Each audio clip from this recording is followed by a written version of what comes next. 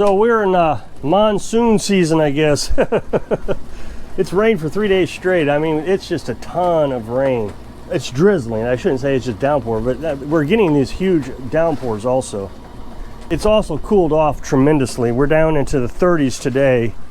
You can see the breath coming from my mouth, and it's just kind of it almost feels like a fall day instead of a spring day, but regardless, it's turned off cold. Now, I do have this camera where I could take it out in the rain. I got to put the waterproof case on it, and then of course then I had to put a microphone in my pocket, so it's a little extra editing I got to do, but it's not that hard. But I just don't feel like going out in the rain because it's so dang cold. Carolyn's over here making a pot of coffee. Usually coffee's my chore, but for some reason she got a smile on her face and made a pot of coffee. So we're going to kind of stay inside. I had to start the wood stove this morning. It was 63 in the house this morning when I got up. It wasn't terrible, but I started the wood stove, and the temperature actually dropped. So throughout the night it was getting colder, and then it warmed back up, and then it got colder as daylight approached. This morning when I got up it was in the 40s.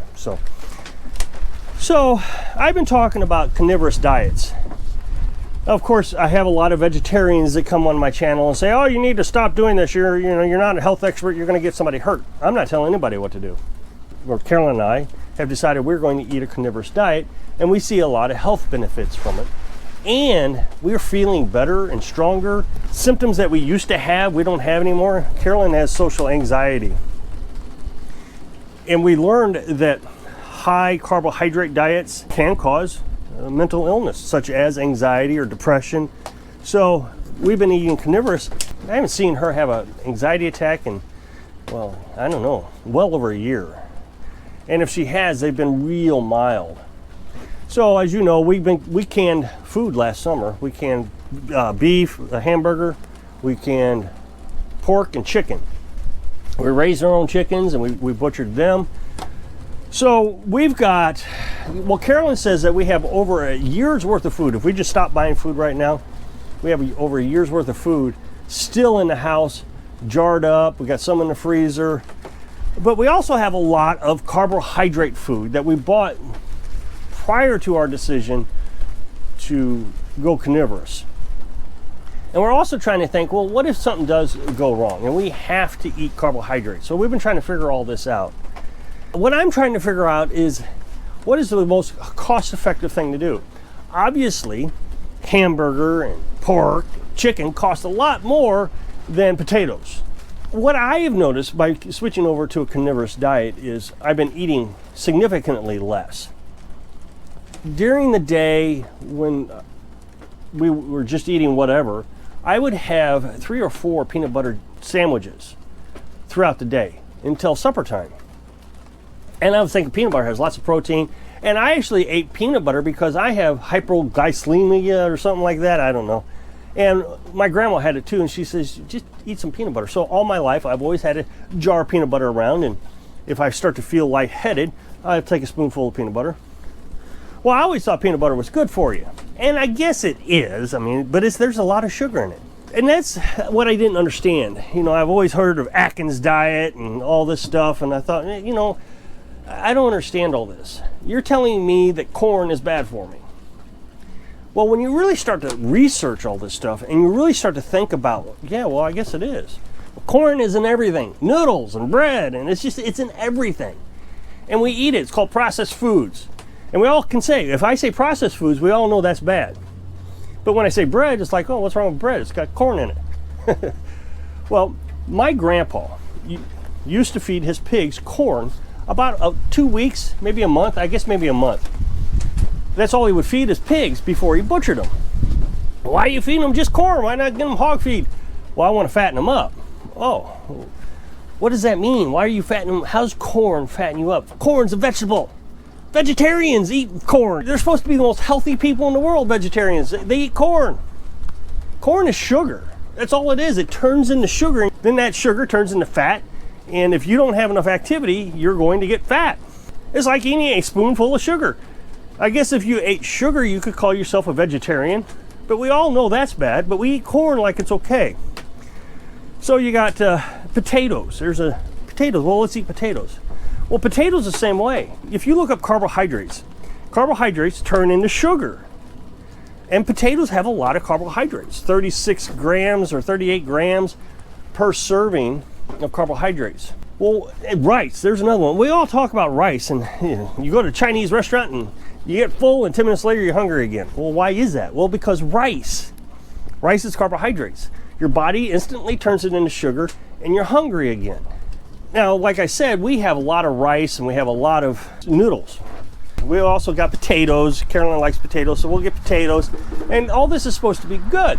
As a matter of fact, they made a movie a while back where a guy got stuck on Mars. It was called Martian. It was a really good movie. Matt Damon was the guy who got stuck on Mars. And what did he do? He grew potatoes. And supposedly he survived on potatoes. But I looked it up. If you ate only potatoes, first of all, you'd go night blind. You couldn't see at night. And you can only last about 60 days eating potatoes. It just doesn't have all the things you need in it. People will talk about how vegetables, they got high protein. The only thing you're not getting is fiber. They're talking about fiber. So green beans, when I looked at green beans, it was actually the best food to eat that's not meat. Beans, everybody talks about beans. Beans are high in protein. They're also high in carbohydrates, sugar. So Carolyn read something from Facebook the other day. The lady said that they wanted to do an experiment. As a matter of fact, just a while back, I did a video. I was talking about a 30-day challenge that you should try to see what you could do without. And I got the idea from this woman on Facebook. They had stockpiled, and they wanted to see if they could last 30 days on their stockpile. And they had all this canned food. They had canned fruits and meats and a vegetable. They were eating 600 calories a day. Now, I looked this up. A guy sitting around not doing anything, in his 50s, that's how old I am, should eat about 2,000 to 2,200 calories a day, sitting around not doing anything. Of course, the more you do, the more you eat, and there's a whole chart to it. And a woman sitting around not doing anything should eat about 1,600 calories just to maintain their weight. Well, they're eating 600 calories a day. They're not surviving. She said she lost a bunch of weight. I don't remember how much she lost, this woman on Facebook. Her husband lost some weight, but she thinks he was cheating at work. He'd go to work and he would eat more. So it wasn't really a valid test. But the thing is they ran out of food. Even though they're only eating 600 calories a day, they ran out of food before the 30 days. So their stockpile was really bad. Well, so I was kind of looking into this. Well, could we do it? Well, of course we could do it. We already do it. We pretty much don't have to go grocery shopping. About every 30 days we go grocery shopping. But if our freezer ran out, we could last, like Carolyn said, well over a year. And we, like I said, we've got noodles and rice, and we don't even touch that stuff right now. So if things got really bad, we could actually get into that. So last night, Carolyn made potato soup. This is the first time she kind of got off our regular diet. She put chicken in soup with potatoes. And we ate about half of it. So we're gonna eat the other half today. So we eat around 3 o'clock.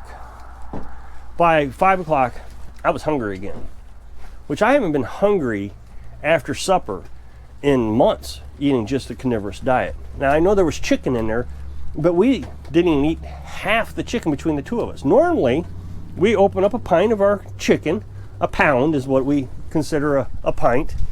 A pound of chicken, and we eat half each. Last night, we only ate a quarter because we ate all those potatoes. A quarter of a pint each, a quarter of a pound. And we were hungry right away, both of us were. That meant that we would have to eat again.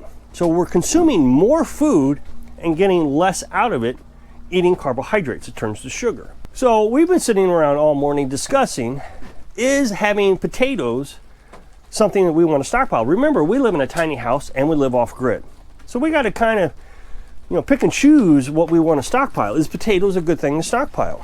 They're a bulky item, so putting them away and trying to figure out how to store them is complicated. And the answer is, I don't know if it's a good idea to stockpile potatoes. When 1 pound of meat, 1 jar of meat, can sustain us most of the day. Then, of course, we have our eggs. And I think this is just tremendous. An egg is about 78 calories. And I eat 4 of them for lunch. And I'm good. Like I said, I had to eat all that peanut butter. Well, you eat a tablespoon of peanut butter, you're eating more in a tablespoon of peanut butter in calories and sugar than 1 egg. And I was eating, 5 or 6 tablespoons of peanut butter every day plus the bread. And I was still hungry when supper rolled around. But eating 4 eggs, I'm satisfied, and when supper rolls around, I'm not hungry, I'm not starving, I'm not just like, oh, I gotta eat. I eat moderately, I eat my half a pound of meat, and I'm fine. So I think as far as getting the most bang out of your buck, meat is the way to go. So then we started looking at calories. So when we eat meat, it's 1,000 calories for a pound of chicken is what I looked up this morning. So that means I'm eating 500 and Carolyn's eating 500. Then I eat 4 or 5 eggs for lunch, and that means I get another 1,000 calories. And then we have our popcorn, and we figure that's another 500 calories. So we're right at, mathematically, Carolyn is closer to where she needs to be calorie-wise than I am. Tried to figure this out, and roughly we're right at where we need to be calorie-wise, sitting around doing nothing. Remember, I have this other channel that I'm running, so I sit around doing a lot of computer work here recently. The reason I bring this up is if things were to go bad, we want to know what we got to do. So I feel like that I've hit the mother lode on what it is that we're supposed to be eating. I feel better. There are a lot of scientists out of there. I know there's a lot of scientists that say eating vegetables is what you're supposed to do, but there's also a lot of scientists out there that say eating meat is a good idea. And I'm just seeing, just from my own personal experience, a healthier life. I feel healthier. I feel better. I told you a while back I was having lots of breathing issues. I was really struggling with breathing. Carolyn has been putting a saltwater nebulizer. I would do a nebulizer every night. And the meat eating, I think, has really made us healthier. So if you could take a look at this other channel, what's up next box, I'd appreciate it. I hope I can inspire you to take a healthy look at your life so you can live your dreams. Thanks for watching.